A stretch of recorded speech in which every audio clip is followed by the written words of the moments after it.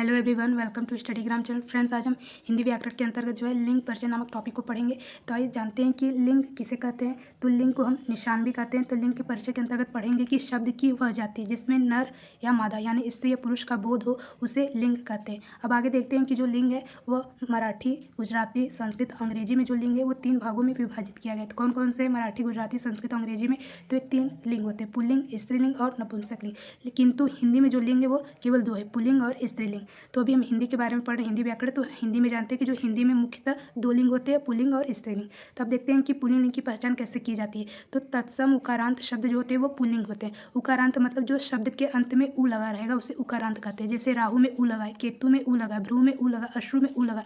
तो इन सब जो उकारांत शब्द हैं यानी शब्द के अंत में उ लगा रहता है वो क्या होंगे? पुल्लिंग। और ये तत्सम होने चाहिए। तत्सम मतलब जो संस्कृत से आए हुए शब्द होते हैं तो तत्सम उकारांत शब्द जो होते हैं वो पुल्लिंग होते हैं। आगे देखते हैं, जब बहुवचन बनाते समय शब्द के अंत में आ की जगह ए आए तो भी क्या होता है? पुल्लिंग होता है। जैसे ताला है, ताला का हम बहुवचन बनाएंगे तो ताले, दिशा है तो दिशाएं, कपड़ा है तो हो जाएगा बहुवचन उसका कपड़े। तो ये जो इत्यादि शब्द हैं, ताला, दिशाएं, कपड़े, तो ये सभी क्या होंगे? पुल्लिंग हो गए। आगे देखते हैं द्वंद्व समास। द्वंद्व समास में भी जो होता है वो भी पुल्लिंग होता है। द्वंद्व समास मतलब जो सीता राम, राधा कृष्ण, इसमें योजक चिन्ह लगा रहेगा। सीता और राम, राधा और कृष्ण, लोटा और डोरी, राजा और रानी, तो ये भी क्या होते हैं? पुल्लिंग होते हैं। आगे देखते हैं द्रव्यवाचक संज्ञाएं भी जो होते हैं। द्रव्यवाचक मतलब दही, मोती, पानी यानी जिसका मापतोल करते हैं द्रव्यवाचक जो संज्ञाएं, तो वो भी क्या होते हैं? पुल्लिंग होते हैं। आगे देखते हैं कि जिस शब्द के अंत में ना लगा रहता है, शब्द के अंत में ना में मतलब पढ़ना, लिखना, उठना, गिरना, ये सब शब्द के अंत में जब ना लगा रहे तो वो भी क्या होते हैं? पुल्लिंग होते हैं। आगे देखते हैं कि उन वाचक संज्ञाओं को छोड़कर शेष अकारांत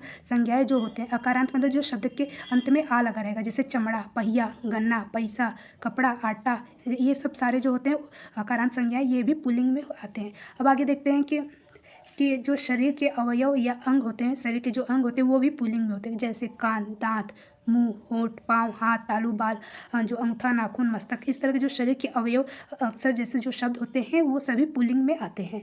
अब रत्नों के नाम में भी जो रत्न के जो भी नाम होते हैं वो सभी पुल्लिंग आते हैं। जैसे रत्नों के नाम में तांबा हुआ, सोना हुआ, लोहा, शीशा, कांसा, पीतल, टीन, ये सभी जो रत्नों के नाम होते हैं वो भी पुल्लिंग में आते हैं। अनाजों के नाम भी जो है पुल्लिंग में आते हैं। अनाजों मतलब कि जो जौ, गेहूँ, चावल, बाजरा, मटर, चना, तिल, ये सभी जो है अनाजों के नाम भी किसमें आएंगे? तो पुल्लिंग में आते हैं। वृक्ष और पेड़ों के नाम भी क्या होते हैं? तो पुल्लिंग में आते हैं। जैसे पीपल हुआ, आम, शीशम, सेब, अखरोट, सागौन, अमरूद, कटहल, शरीफा, नींबू, ये सभी जो है वृक्ष पेड़ों के नाम भी ये पुल्लिंग में आते हैं। भौगोलिक स्थल जल भी जो होते हैं वो भी पुल्लिंग में आते हैं। जैसे देश, नगर, समुद्र, पर्वत, पाताल, वायुमंडल, सरोवर, प्रांत, द्वीप, रेगिस्तान, ये सभी यानी भौगोलिक स्थल जलों के नाम भी ये सब पुल्लिंग में आते हैं। आगे देखते हैं कुछ इसके अपवाद भी देखते हैं कि जैसे अपवाद में जैसे शरीर के अवयव अंग तो पुल्लिंग में अक्सर ये सब शब्द आते हैं, किंतु जो अपवाद में होते हैं जैसे कलाई, ये भी तो शरीर के अवयव होते हैं ना, जैसे कलाई, नाक, आँख, जीभ, बाहु, हड्डी, इंद्र और कांख, कोहनी, ये सभी जो है शरीर के जो अंग और अवयव है ये सब नाम जो है ये प्राय स्त्रीलिंग शब्द होते हैं। ये पुल्लिंग में नहीं गिना जाता। अगर इनका पहचान भी करना है तो इनका हम वाक्य प्रयोग करके भी पहचान सकते हैं कि ये जो शब्द है ये पुल्लिंग है या स्त्रीलिंग है। जैसे कलाई, कलाई मरोड़ा जाता नहीं, कलाई मरोड़ी जाती है। नाक बड़ी होती है, नाक छोटी होती है। इस तरह क्या होता है, जब हम वाक्य का प्रयोग ही करने लगते हैं तो समझ में आ जाता है कि ये शब्द क्या है, पुल्लिंग है कि स्त्रीलिंग है। तो इस तरह से जो कलाई, नाक, आँख, जीभ, हड्डी, इंद्रिय, कांख, कोहनी, ये सब जो शब्द होते हैं शरीर के अवयव अंग जो नाम है ये प्राय स्त्रीलिंग में आते हैं। वैसे जो शरीर के वैसे जो अंग है वो सब पुल्लिंग में आते हैं, लेकिन कुछ जो शब्द होते हैं ये स्त्रीलिंग में। आगे देखते हैं अपवाद में कि जैसे रत्नों के नाम में मणि भी आता है। मणि जो है एक अपवाद माना गया, तो ये मणि जो है स्त्रीलिंग शब्द होता है। आगे देखते हैं अनाजों के नाम में, तो अनाजों के नाम में जैसा बताया गया है कि ये पुल्लिंग में होते हैं, किंतु जो अपवाद में है अनाज के नाम में जैसे मकई हुआ, मूंग, खेसारी, ये सब स्त्रीलिंग शब्द होते हैं। वृक्ष पेड़ों के नाम तो पुल्लिंग होते हैं, किंतु अपवाद में देखा जाए तो लीची भी वृक्ष होता है, पेड़ में से होते हैं, नाशपाती, नारंगी, ये सब वृक्ष पेड़ों के ही नाम है। तो ये अपवाद में है किंतु ये स्त्रीलिंग शब्द होते हैं। आगे अपवाद में देखते हैं कि भौगोलिक स्थल जल के नाम, तो पृथ्वी, झील, घाटी, ये सब भी क्या होता है? पृथ्वी, झील, घाटी, इन सब मुख्य जो बातें अपवाद, इसको हमें याद रखना है कि कौन सी चीज़ है जो स्त्रीलिंग शब्द होते हैं। तो फ्रेंड्स आगे देखते हैं स्त्रीलिंग। पुल्लिंग लिंग समझ लिया। अब हम देखते हैं कि स्त्रीलिंग उसकी पहचान देखते हैं। तो स्त्रीलिंग में जैसे बनिए, किराने की जो दुकान की वस्तुएं होती हैं वो स्त्रीलिंग होते हैं। नदियों के नाम भी अक्सर स्त्रीलिंग ही होते हैं। नक्षत्रों के नाम भी स्त्रीलिंग में आते हैं, और जो खाने पीने की वस्तुओं के नाम होते हैं वो भी स्त्रीलिंग में आते हैं।